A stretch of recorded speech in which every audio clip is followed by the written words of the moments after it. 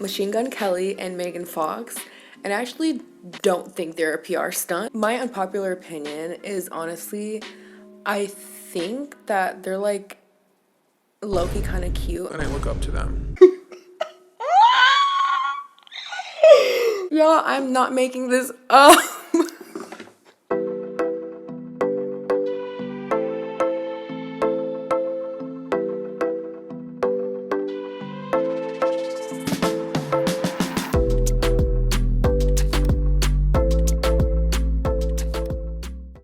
Hello everyone, it is me, Salem. Welcome back to my channel. How are you guys doing? I hope you're good, and I also hope that you guys are ready for a double upload. Yes, I uploaded literally over the weekend, but now I'm also uploading today. One of my resolutions for this new year is to just upload more and not take like 5-month breaks as I usually do, and to also try out some new content that I have yet to dabble in. And so I thought I would do something not so heavy, such as 30-minute long commentary videos that take me about 3 weeks to edit. Oh my god. Oh my god. I need a break sometimes, guys. I really do need a break. But instead, today I'm going to be filming some unpopular opinions. I've seen plenty of people do like unpopular opinions before. I know it's super fun to do, but I've never gotten around to doing it because, I don't know, I just haven't. Because here's the thing. I have strong opinions about certain subjects, right? Y'all know that I do not really favor TikTok and the toxic side of TikTok. I'm not a fan of BBLs, right? Those are strong feelings I feel like I can talk about for like 30 minutes. But then there are opinions that I have that are not research based, and that's when it starts to get a little messy. But I mean, I'm still gonna do it. I'm still gonna say it. Because I feel like some things I'm gonna say in this video need to be said. Also, do you guys love the look? I'm a chira. I'm a chira. But before I get to the very unpopular opinions that y'all are sleeping on, let's talk about sleep. Thank you to Manta Sleep for sponsoring today's video. Did you know naps can improve your life? It helps with alertness, boosts creativity, reduces stress, helps with your motor skills, stamina, mood, and even weight loss. I am part of the pro-nap movement, and so is Manta Sleep. The pro-nap movement aims to remove and reject the negative stereotypes and pressures and stigma associated with taking naps as a worker, as a mom, as someone who struggles with sleep, or just someone who simply wants to take a nap. Manta Sleep has you covered when you want to sleep better, anywhere, anytime, with their 100% blackout face masks. They're soft, breathable, durable, and they have zero pressure on your eyelids. If you're a picky sleeper just like me, they have a lot of different masks. They have ones that are warm, cool, weighted, and even ones that have an aroma to help you sleep faster. Whatever you need in order to nap better or sleep better at night, Manta's got you covered. Join the pro-nap movement today with Manta Sleep. Use code SALEM for a discount on your very own Manta Sleep mask today.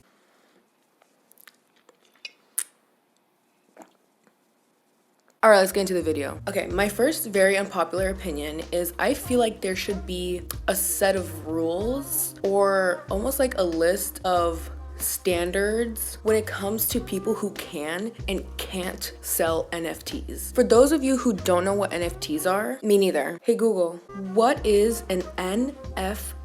According to Google, it is basically a one-of-a-kind digital asset that belongs to you and you only. NFTs right now include artwork, music, but can also include videos and even tweets. Do you guys know how it works? I don't either. I told you guys this isn't gonna be a research-based video. I have no idea what I'm talking about. I think there should be a set of standards when it comes to who can sell them and who can't, because the amount of celebrities that I'm seeing getting into this NFT game is ridiculous. People can sell their NFTs and make like literally $10,000 on like one NFT. I know right now NFTs are going really viral because there are like 14-year-olds who are becoming millionaires off of it. There are young adults quitting their full-time jobs to just be in the NFT market. And honestly, God bless them. But can y'all tell me why Doja Cat needs to be in the NFT business? Why is Melanie Martinez in the NFT business when they already have hella money? I just don't get it. I know recently Melanie Martinez was getting dragged to filth on Instagram once everyone found out that she was selling her artwork for NFTs. Not only because NFTs are bad for the environment, but also because people are very confused as to why she's doing that when she already has a bunch of money.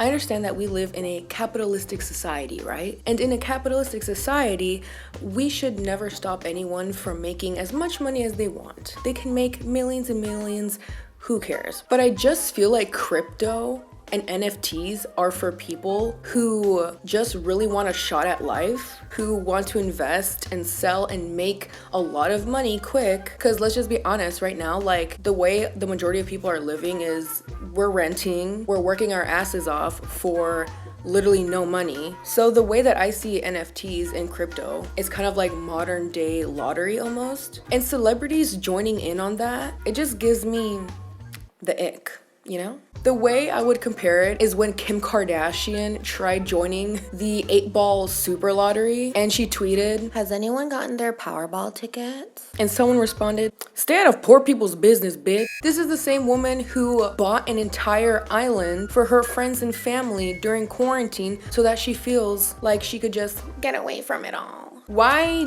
do you need to be a part of Powerball? Why do you need to be buying lottery tickets? So I feel like NFTs and celebrities joining in on that is just the modern day version of that. Oh, how history truly repeats itself. Also, before the whole NFT and crypto empire bros come for me, don't even bother trying to explain how it actually works and how celebrities are valid in joining in on it, because I will not pay attention, I will not read it.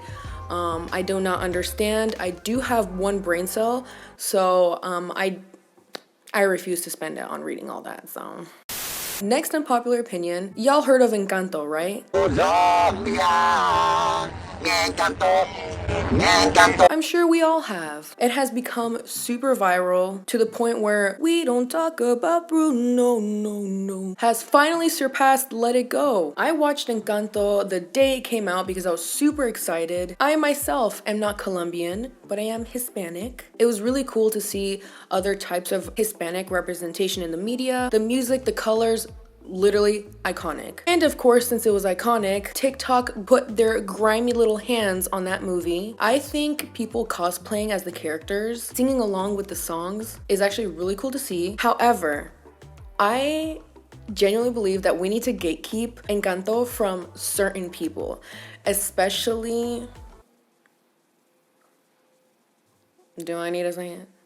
All I can say is that Encanto quickly became this thing that a lot of white individuals believed pertained to them and was about them. A lot of people were saying that Luisa was a trans woman or that Dolores had tics. A lot of people were saying that Maribel's gay. That Abuela should have died at the end of the movie. People were just grabbing this movie and making it something that it completely wasn't and queer coding it. And my unpopular opinion is stop making it about you. Encanto is a story about family dynamics, generational trauma, the history of Colombia as a country, and each character kind of depicts the family dynamics, with Isabela being the golden child, Luisa feeling like she has to be the strength of the family, and Mirabel being the love that tries to keep the house together from completely collapsing, Bruno being the family member who gets exiled for calling out said trauma. It's honestly a very beautiful movie, and it's one that a lot of POC related to, especially because those family dynamics and traumas are very much real, even when it comes to the generational trauma of having people like colonizers literally kill family members. And don't even get me started on Abuela's trauma, because the amount of people that were saying that they didn't understand why she was acting the way she was acting. She herself has her own trauma, and trauma that honestly a lot of my tios and tias, abuelos y abuelas share. It is very much real, and her trauma is 100% valid. And I don't think people who don't understand what it's like to have culture or what it's like to be collectivist has a say in what's valid and what isn't valid. invalid when it comes to these types of stories, especially when it comes to trying to rewrite the characters to be something that they just aren't. Louisa is not a trans woman. Women of color have been dealing with the stereotypes that we're manly because of how we're built, our darker skin, and even our hairy bodies. And this is just very hurtful. Louisa is not buff because she's trans, but she's that way because it's almost like a metaphor. Not only is she incredibly strong because that's her gift, but she's that strong because of her always having to carry the family's burdens. Not to mention it's also hurtful to M to F trans people because again it's reinforcing that M to Fs are buff and masculine and stuff, and it's just a weird loop and a cycle, and just leave it alone. And Dolores does not have tics at all. There are a lot of sounds that a lot of people and Latinx groups do just to emphasize on a point, like noises you make after you gossip to make it seem less gossipy, or if I do this noise as a Mexican, you're probably thinking that I left the frijoles on for too long. And Mirabel, well, yeah, she's probably gay. But either way, that's not the point of the movie. It's okay to relate to some of the characters when it comes to queerness, but what's not okay is taking away the true meaning of the film and invalidating the traumas and experiences many POC relate to in this film. So I definitely will be gatekeeping Encanto from anyone who's trying to color it as anything else other than a POC movie. Next up, we have FNAF Security Breach, where you play as a young boy, or if you're MatPat, a robot. You crawl into Freddy and play as Gregory inside of Freddy to defeat Vanny. The fanbase definitely, I would say, is pretty split about this game, mostly because, one, it doesn't follow the same formula as other FNAF games, where it has to do with you in the security office, doing maintenance work, and also the aesthetics of the game is completely different. Compare this version of Freddy, which is part of the first game, to now. I mean, man, I ain't complaining, but my unpopular opinion is one that some of y'all might agree with, some of y'all might not. But I personally didn't really like Security Breach. Obviously, there are things that I really like with the aesthetics. The gameplay, being able to actually get up and walk around was pretty cool. The fact that the map and world was so big was also really cool as well. However, the game is very buggy. It definitely was not ready to be released when it was released. The fact that a lot of big YouTubers who are playing this game are having problems playing the game, for example, Coreyx Kenshin and Markiplier, there will be just these glitches where it's like two chicas or Monty completely disappearing off screen, or some cutscenes not working. It's just way too buggy. The second is it doesn't really follow the original trailer at all. So clearly there were some last minute cuts and changes, which is fine. I think Scott should be allowed to change whatever he wants in the game. But if you guys watched the original trailer for Security Breach, it had a way darker undertone to it. It actually seemed scary. But fast forward to the actual game, I'm sorry, but it's just not scary. You really believe that I should be scared of this? If it's supposed to be scary,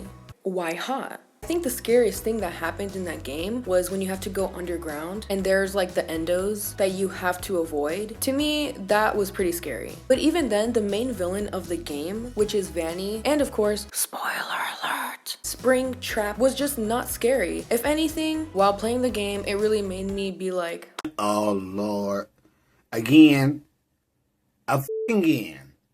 Nothing new, nothing changed, same old shit, same old shit. Can we please put Peepaw in the retirement home? Like, I get it, he keeps coming back, but please, he needs to go. It wasn't even a plot twist at this point. It was more so like, the way I viewed it was like a cop-out. Can we please get a different villain other than Grandpa? He is about to break down. Someone please take him away. Speaking of scary, spooky things, my next unpopular opinion is I hate, yeah, that's right, I said hate, true crime commentary. Especially when people do it when they're eating food or doing their makeup. I don't care much about the true crime scene. I mean, I don't have anything against them either. I'm just not really into that stuff. Well, I take that back, I am. Like, for example, I'm watching Hannibal right now, and even though it's not necessarily true crime, it's based on crime, and it's really good, and I really recommend it to everyone watching if you do like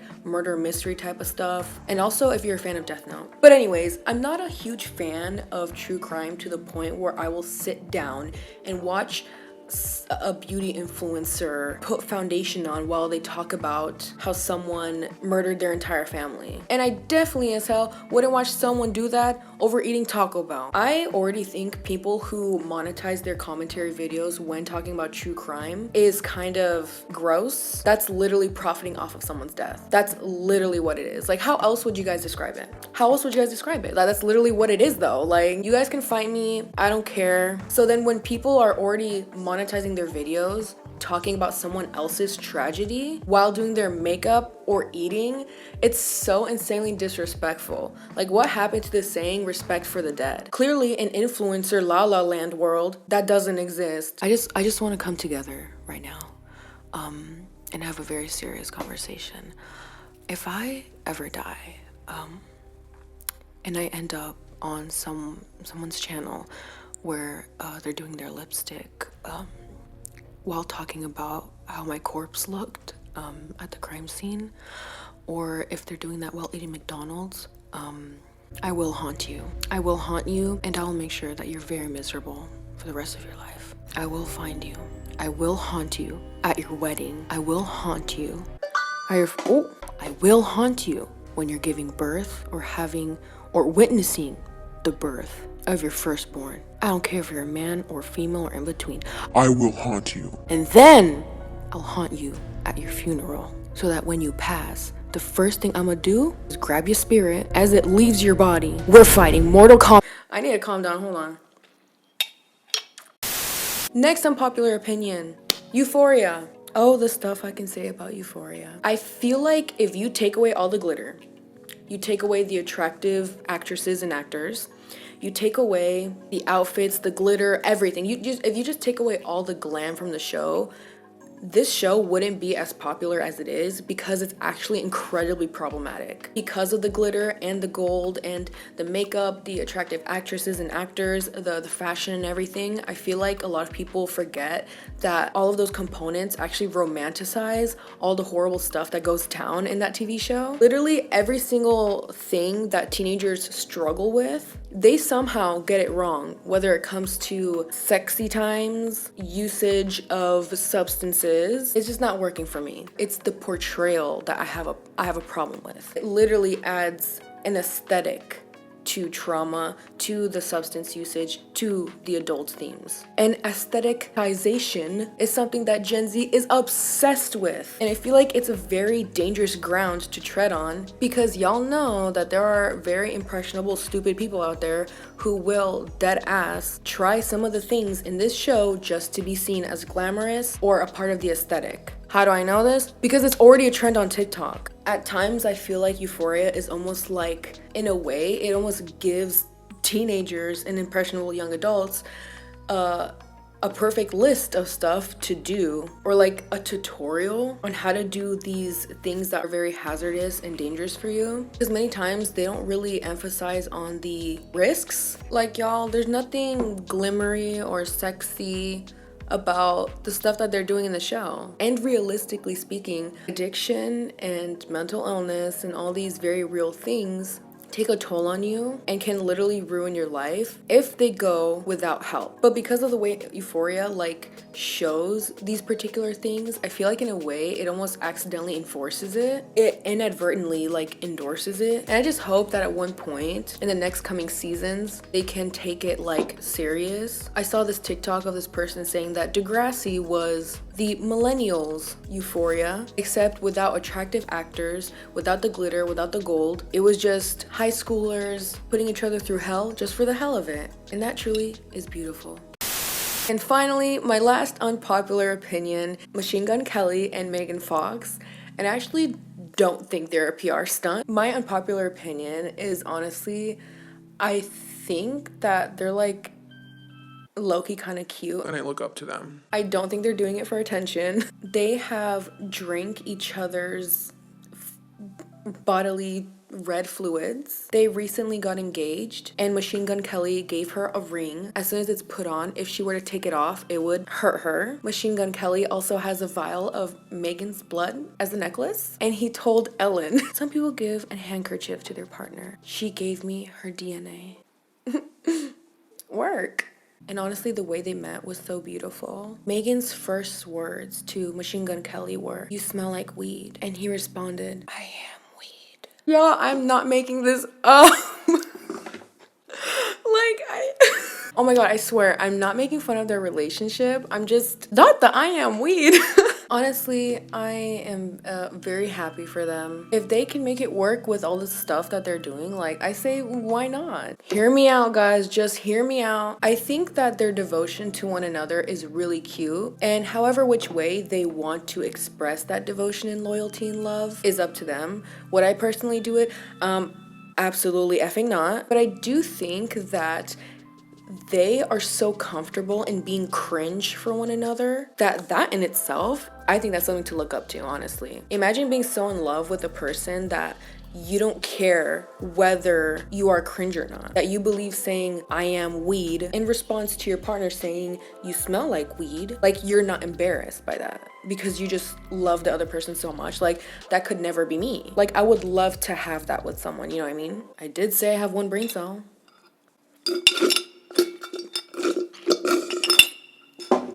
Alright guys, that is it for today's video. Thank you for listening to all of my really unpopular opinions. I hope that you guys enjoyed it. Please let me know what some unpopular opinions you have. If you agree with some of my opinions, if you don't, remember to keep it cute in the comments, guys. And if you made it to the very end of this video, you are a trooper. Thank you so much for watching the entire thing. Comment down a duck emoji down below so that I can know that you guys watched the entire thing. And don't forget to like and subscribe if you want. No one's forcing you. Follow me on SoundCloud because I make music. Follow me on my Instagram. And of course, after you guys finish this video, I want you guys to have a very nice day. Do something that you love. Remember to take a nap. Go watch some Euphoria. Do whatever the hell you want. Just make sure that you enjoy it and that you make today a good day. All right, you guys, again, thank you so much for watching, and I will see you in the next video. Bye.